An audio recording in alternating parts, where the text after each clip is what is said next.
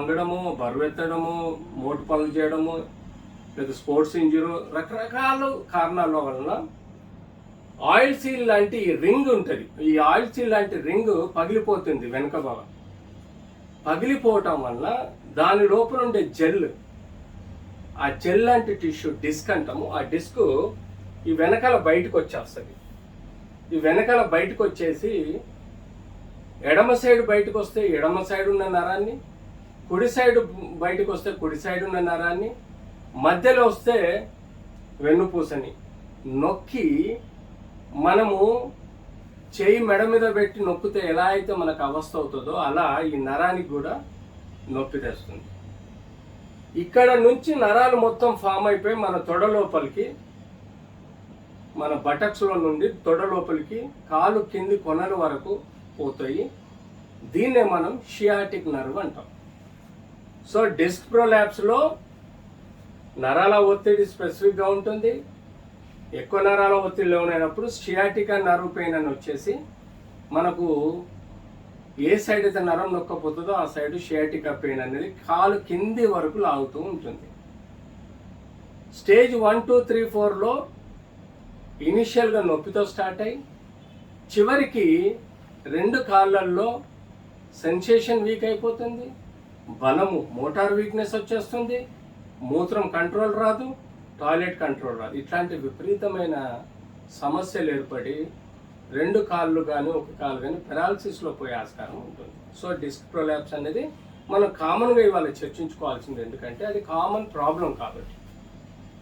So absolutely మనం చూసినట్టుగా డిస్క్లో ఎప్పుడైతే ఆ నరం ఇలా వెన్నుపూస నుంచి నరం బయటకు వచ్చేసి మనం ఎలా అయితే కాళ్ళు కింది వరకు పోతుందో దీన్ని మనం షియాటికా ప్రాబ్లం అంటాం. చూడండి, ఈ డిస్క్ దగ్గర నరం నొక్కపోవడం, ఇవన్నీ నర్వ్ రూట్స్ ఒక్కొక్క ఎముకల నుంచి మనకు వస్తాయి. సో అబ్సల్యూట్ మనం ఎలా తెలుసుకోవాలి, డిస్క్ ప్రొలాప్స్ అంటే ఎలా తెలుసుకోవాలి? ఈ బోన్కి ఈ బోన్కి మధ్యలో 8 mm స్పేస్ మనకు నార్మల్గా కనబడుతుంది. ఎప్పుడైతే ఇది బస్ట్ అవుతుందో, దీనిలో ఉన్న జెల్ అంతా బయటికి పోతుందో, ఈ ఎముక మధ్యలో స్పేస్ తగ్గిపోతూ ఉంటాయి. 2 mm, 3 mm, 4 mm తగ్గిపోతుంది.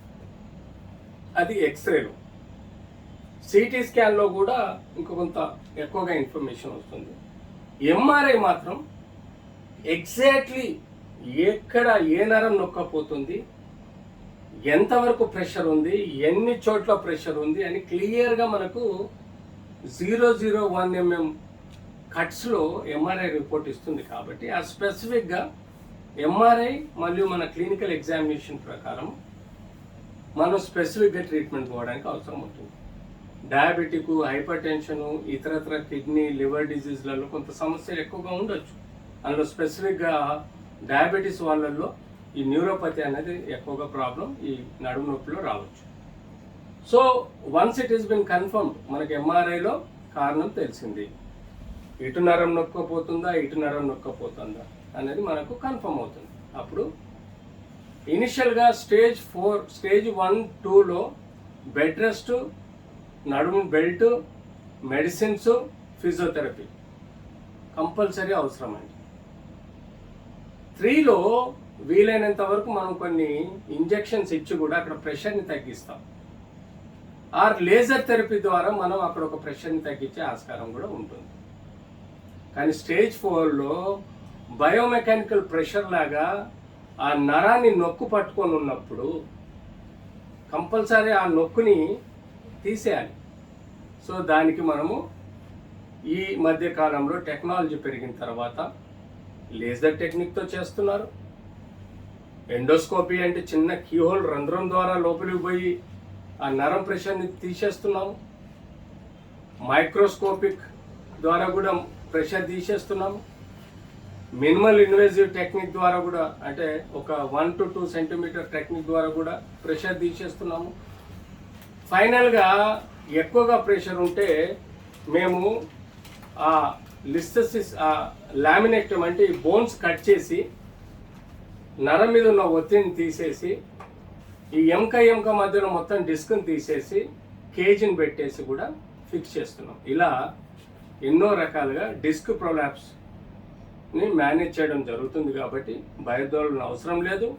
Appropriate orthopaedic surgeon, spine surgeon దగ్గరికి వెళ్ళి మీరు ప్రాపర్గా ఎగ్జామిన్ చేసుకొని అవసరం ఉన్నప్పుడే సర్జరీ చేయించుకోండి.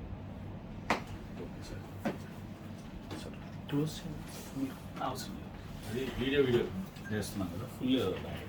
చలో సార్ థ్యాంక్ యూ సార్. అదే మీకు ఫోన్ చేసింది నేనే sir, Chaitanya programming head. 18 years Gemini టీవీలో చేశాను సార్. అప్పుడే ప్రవీణ్ పరిచయం కూడా రచ్చబండ పిల్లలు పిడుగులు. మా బాబాయ్ కూడా డాక్టర్ సార్, టీటీడీలో రిటైర్ అయ్యాడు అడిషనల్ డైరెక్టర్గా, డాక్టర్ వికాస్. ఇప్పుడు ఎక్కడ ఉన్నారు? ఇప్పుడు స్విమ్స్లో చేస్తున్నారు సార్. మళ్ళీ ఇంకొక మాస్టర్స్ చేశారు, చేస్తున్నారు సార్. టీచింగ్ చేస్తారు. స్పెషాలిటీ ఈఎన్టీ, తర్వాత వేరే మాస్టర్స్ చేశారు మళ్ళీ రీసెంట్గా మెడికల్ కాలేజ్.